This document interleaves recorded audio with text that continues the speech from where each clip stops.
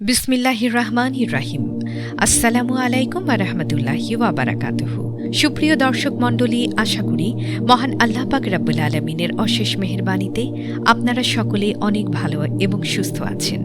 আজ একটি গুরুত্বপূর্ণ বিষয় নিয়ে আলোচনা করব ইনশাআল্লাহ। আস্তাগফিরুল্লাহ প্রতিদিন পাঠ করুন, তবে পাঠ করার সময় মনে মনে নিজের গুনাহের জন্য লজ্জিত হবেন। তবে এটা যেন না হয় যে জবানের মধ্যে ইস্তেগফার করছেন আর মনে মনে গুনাহের খেয়াল চলছে। হযরত রাবিয়া বসরি বলেন, আমরা এমন ধরনের ইস্তেগফার করি যে সেটার উপর ইস্তেগফার করার প্রয়োজন হয়। অর্থাৎ মুখে ইস্তেগফার বা ক্ষমা প্রার্থনা করছি গুনাহ থেকে বাঁচার জন্য, কিন্তু মনে মনে আবার গুনাহের খেয়াল করছি। আর এই ধরনের ইস্তেগফারের জন্য ক্ষমা চাওয়ার প্রয়োজন হয়। ইস্তেগফার করলে তার প্রকৃতার্থে এবং খালেস অন্তরে করা উচিত, কেননা গুনাহে অটল থেকে তওবা করা অর্থ আল্লাহ তাআলার সঙ্গে ঠাট্টা মশকরা করা। নাউজুবিল্লাহ। হযরত ইমাম আহমদ বিন হাম্বল রাহমাতুল্লাহি আলাইহি তিনি ছিলেন ইমাম বুখারীর ওস্তাদ। তিনি 10 লক্ষ হাদিস মুখস্থ করে রেখেছিলেন। তিনি যে হাদিস লিখেছিলেন তার নাম ছিল মুসনাদে আহমদ। সেখানে তিনি প্রায় 40,000 হাদিস লিপিবদ্ধ করেছিলেন। একদিন তিনি রাস্তা দিয়ে হেঁটে যাচ্ছেন, দেখলেন রাত হয়ে গেল। এবার তিনি এক মসজিদে গিয়ে বললেন, ভাই, আমি মুসাফির মানুষ, আমাকে একটু থাকার জায়গা দেয়া যাবে? তখন মসজিদের মানুষরা বলল, না, এখানে কোনো মুসাফিরের থাকার জায়গা হবে না। তখন তিনি বিপদে পড়ে গেলেন। তখন এক রুটিওয়ালা বলছে, ভাই, আপনি ইচ্ছে করলে আমার বাসায় থাকতে পারবেন। তখন ইমাম আহমদ বিন হাম্বল রাহমাতুল্লাহি আলাইহি তার সাথে তার বাড়িতে গেলেন। অতঃপর রুটিওয়ালা সকালে রুটি বিক্রির জন্য রাতে রুটি ছেনে রাখছেন আর বলছেন, আস্তাগফিরুল্লাহ, আস্তাগফিরুল্লাহ, আস্তাগফিরুল্লাহ। তখন ইমাম আহমদ বিন হাম্বল রাহমাতুল্লাহি আলাইহি বলেন, ভাই, আস্তাগফিরুল্লাহ কেন বলছেন? এর মধ্যে কি রয়েছে? তখন রুটিওয়ালা বলছেন যে, ভাই, আমি জানি না আস্তাগফিরুল্লাহর মধ্যে কি আছে, তবে আমার যা কিছু চাওয়ার ছিল আমি এটা পাঠ করার দ্বারাই আল্লাহর কাছে পেয়েছি। আল্লাহ আমাকে সব দিয়েছেন, আমার সব দোয়াই কবুল করেছেন, কিন্তু আল্লাহ পাক রব্বুল আলামিন এখনও আমার একটা ইচ্ছে পূরণ করেননি। তখন ইমাম আহমদ বিন হাম্বল রাহমাতুল্লাহি আলাইহি বলেন, ভাই, তোমার ওই আশাটা কি ছিল যে আল্লাহ এখনও পূরণ করেনি? তখন রুটিওয়ালা বলেন, ভাই, আমার ওই আশাটা বর্তমান জামানার শ্রেষ্ঠ আলেম ইমাম আহমদ বিন হাম্বল রাহমাতুল্লাহি আলাইহির সাথে যেন আমার দেখা হয়। তখন ইমাম আহমদ বিন হাম্বল রাহমাতুল্লাহি আলাইহি বলেন, ভাই, তুমি যে মুসাফিরকে তোমার ঘরে জায়গা দিলে, আমি সেই ইমাম আহমদ বিন হাম্বল রাহমাতুল্লাহি আলাইহি। আল্লাহু আকবার। এই ঘটনা থেকে আমরা বুঝলাম যে আস্তাগফিরুল্লাহ পড়লে মনের আশা পূরণ হয়, এবং যে আশাটা আমাদের দীর্ঘদিন পূরণ হচ্ছে না, সেই আশাটাও আমাদের পূরণ হতে পারে ইনশাআল্লাহ। আল্লাহ আমাদের বেশি বেশি ইস্তেগফার করার তৌফিক দান করুক। তাহলে এই ঘটনাটি দ্বারা আরও বুঝলাম যে আস্তাগফিরুল্লাহ পাঠ করলে অবশ্যই মনের আশা পূরণ হয়, এবং এমনভাবে পূরণ হয় তার কোনো আশায় অপূর্ণ থাকে না। সেটা বড় থেকে ছোট সমস্ত আশাই পূরণ করা হয়, সমস্ত মনের ইচ্ছে পূরণ করা হয়, সমস্ত মনের আশা পূরণ করা হয়। সহি নিয়তে ইস্তেগফার পাঠ করলে আল্লাহ করুণা করেন ও দোয়া করবেন, কারণ আল্লাহ পাক রব্বুল আলামিন সূরা নিসার 110 নম্বর আয়াতে বলেন, যে গুনাহ করে এবং নিজের অনিষ্ট করে ফেলে অতঃপর আল্লাহর কাছে ক্ষমা প্রার্থনা করে, সে আল্লাহকে ক্ষমাশীল এবং করুণাময় হিসেবে পায়। সূরা নিসা। হযরত আবু হুরায়রা রাদিয়াল্লাহু তাআলা আনহু থেকে বর্ণিত, তিনি বলেন, একদা রাসূলুল্লাহ সাল্লাল্লাহু আলাইহি ওয়াসাল্লাম বলেছেন, মুমিন ব্যক্তি যখন কোনো গুনাহ করে তখন তার অন্তরে একটি কালো দাগ পড়ে যায়। অতঃপর সে যদি আবার ফিরে আসে, গুনাহের ইচ্ছাকে মন থেকে বের করে দেয় এবং ইস্তেগফার করে, তাহলে তার অন্তর পরিচ্ছন্ন করে দেয়া হয়। যদি সেই ব্যক্তি আবার গুনাহ করে, তাহলে এটি আবার বাড়তে থাকে। অবশেষে তার গুনাহগুলোর কারণে তার অন্তরে কালিমায় আচ্ছাদিত হয়ে যায়। বস্তুত এটি আলোচনা করে পবিত্র কোরআনে ইরশাদ হয়েছে, কখনো না, বরং তারা যা করে তাই তাদের হৃদয় মরিচা ধরিয়ে দিয়েছে। অর্থাৎ আমরা বেশি বেশি ইস্তেগফার করলে আমাদের অন্তরের মরিচাগুলো পরিষ্কার হয়ে যাবে। হযরত আনাস ইবনে মালিক রাদিয়াল্লাহু তাআলা আনহু থেকে বর্ণিত, তিনি বলেন, প্রিয় নবী হযরত মুহাম্মদ সাল্লাল্লাহু আলাইহি ওয়াসাল্লাম বলেছেন, আমি কি তোমাদের জানাবো না তোমাদের রোগ কি এবং তার ঔষধ কি? তোমাদের রোগ হলো গুনাহ করা, আর ঔষধ হলো ইস্তেগফার বা ক্ষমা প্রার্থনা করা।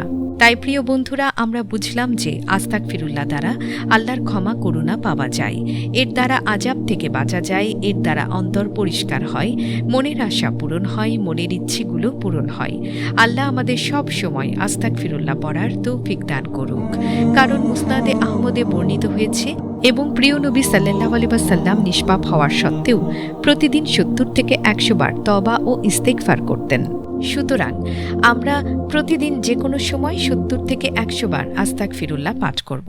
অর্থাৎ আমরা প্রত্যেক ফরজ নামাজে সালাম ফেরানোর পর ৩ বার আস্তাগফিরুল্লাহ পড়লে ৫ ওয়াক্ত নামাজে হবে ৩ ৫ ১৫ বার, এবং ৫ ওয়াক্ত নামাজ শেষে অজু সহকারে প্রতি ওয়াক্তে ১১ বার করে পাঠ করলে হয় ১১ ৫ ৫৫ বার। আগের ছিল ১৫ বার আর এখন ৫৫ বার, অর্থাৎ সর্বমোট হল ৭০ বার। অর্থাৎ আমরা এই পদ্ধতি অবলম্বন করলে আমরা কোনো কষ্ট ব্যতি রেখে সহজভাবে প্রতিদিন ভাগ ভাগ করে ৭০ বার ইস্তেগফার পড়া হয়ে যাবে, যাতে করে আমাদের দুটি উপকার হবে। প্রথমত, প্রতিদিন ৭০ বার পড়ার কারণে নবীর সুন্নত মানা হয়ে যাবে। দ্বিতীয়ত, আমাদের মনের আশাগুলো পূরণ হয়ে যাবে ইনশাআল্লাহ। তবে কারো হাতে অধিক সময় থাকলে প্রতিদিন যে কোনো সময় অজু সহকারে ১০০ বারও পড়তে পারেন।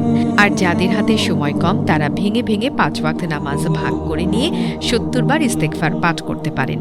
এবং প্রত্যেক নামাজ শেষে অবশ্যই আমরা ৩ বার করে আস্তাগফিরুল্লাহ পাঠ করব। তাহলে আশা করা যায় একদিকে আল্লাহ আমাদের সমস্ত গুনাহ ক্ষমা করবেন এবং আমাদের মনের সকল চাওয়া পাওয়া আল্লাহ পূরণ করবেন। ইস্তেগফার হলো সৃষ্টিকর্তা আল্লাহ তাআলার কাছে ক্ষমা প্রার্থনা করা।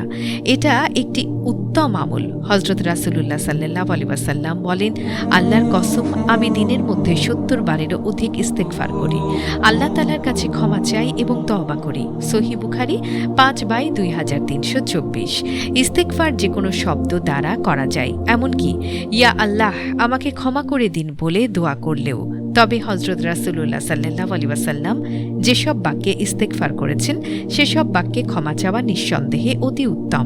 এখানে হাদিসে বর্ণিত কিছু ইস্তেগফার উল্লেখ করা হলো। ১. শুধু আস্তাগফিরুল্লাহ বলা। হযরত রাসূলুল্লাহ সাল্লাল্লাহু আলাইহি ওয়াসাল্লাম নামাজ শেষে ৩ বার আস্তাগফিরুল্লাহ বলতেন। মুসনাদে আহমদ ২২,৪০৮। ২.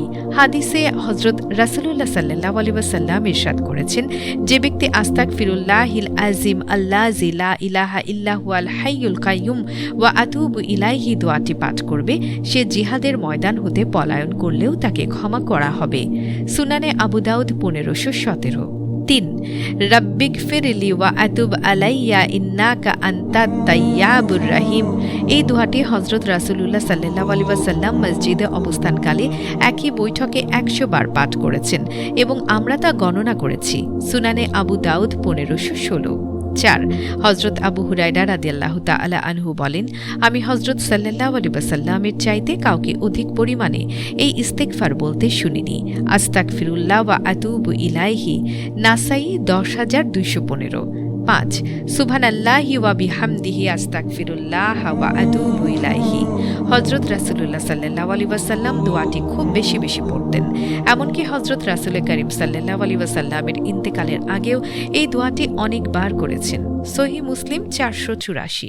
৬. তবে সবচেয়ে মর্যাদাপূর্ণ ইস্তেগফার হল সাইয়্যিদুল ইস্তেগফার। হযরত রাসূলুল্লাহ সাল্লাল্লাহু আলাইহি ওয়াসাল্লাম বলেন, যে ব্যক্তি দৃঢ় বিশ্বাসের সঙ্গে এই দোয়া পাঠ করবে, দিনে পাঠ করে রাতে মারা গেলে কিংবা রাতে পাঠ করে দিনে মারা গেলে সে জান্নাতি হবে। সহিহ বুখারী ৬৩০৬। দোয়াটি হল, আল্লাহুম্মা আনতা রাব্বি লা ইলাহা ইল্লা আনতা খালাকতানি ওয়া আনা আবদুকা ওয়া আনা আলা আহদিকা ওয়া ওয়াদিকা মাস্তাতাতু আউযুবিকা মিন শাররি মা সানাতু আবু লাকা বিনিমাতিকা আলাইয়া ওয়া আবু বিযামবি ফাগফিরলি ফাইন্নাহু লা ইয়াগফিরুয যুনুবা ইল্লা আনতা। ইস্তেগফারের উপকারিতা। তওবা ও ইস্তেগফারের অনেক উপকারিতা রয়েছে। এসব উপকারিতা অন্যতম হল: ১. অধিক পরিমাণে তওবা ইস্তেগফারের কারণে প্রচুর বৃষ্টি হয়, বাগান ও শস্যে ভালো ফসল হয়, নদী নালা থাকে জীবন্ত। ২. ইস্তেগফারকারীকে আল্লাহ তাআলা উত্তম সন্তান, সম্পদ ও জীবিকা দ্বারা সম্মানিত করেন। ৩. দিন পালন সহজ হয় এবং কর্মজীবন হয় সুখের। ৪. আল্লাহ ও বান্দার মাঝে যে দূরত্ব আছে তা কমে যায়। ৫. ইস্তেগফারকারীর কাছে দুনিয়াকে খুব তুচ্ছ করে দেয়া হয়। ৬. মানব ও জিন শয়তানের কুপ্রভাব থেকে তাকে হেফাজত করা হয়। ৭. দ্বীন ও ঈমানের স্বাদ আস্বাদন করা যায়। ৮. আল্লাহ তাআলার ভালোবাসা অর্জিত হয়। ৯. বিচক্ষণতা ও বিশ্বাস বৃদ্ধি পায়। ১০. দুশ্চিন্তা ও পেরেশানি দূর হয়। ১১. বেকারত্ব দূর হয়। ১২. আল্লাহ তাআলার নৈকট্য অর্জিত হয়। তওবার কারণে আল্লাহ আনন্দিত হন। 13 মৃত্যুর সময় ফেরেশতারা তার জন্য সুসংবাদ নিয়ে আসে। 14 হাসরের মাঠে মানুষ যখন প্রচণ্ড গরম ও ঘামের মধ্যে থাকবে তখন ইস্তেগফারকারী থাকবে আরশের ছায়াতলে। 15 কিয়ামতের দিন মানুষ যখন অস্থির থাকবে ইস্তেগফারকারী তখন ডানপন্থী মুত্তাকিনদের দলে থাকবে।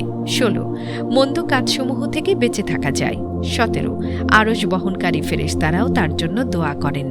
নাজরাতুন নাইম ফি মাকারিমি আখলাকির রাসূল 2/302। তো বন্ধুরা, এই ছিল আমাদের আজকের ভিডিওটি ভালো লাগলে অবশ্যই লাইক, কমেন্ট ও সাবস্ক্রাইব করবেন এবং ভিডিওটির বিষয়ে আপনার যদি কোনো মতামত থাকে তাহলে কমেন্ট করে জানাবেন। দেখা হচ্ছে পরবর্তী ভিডিওতে। আল্লাহ হাফেজ।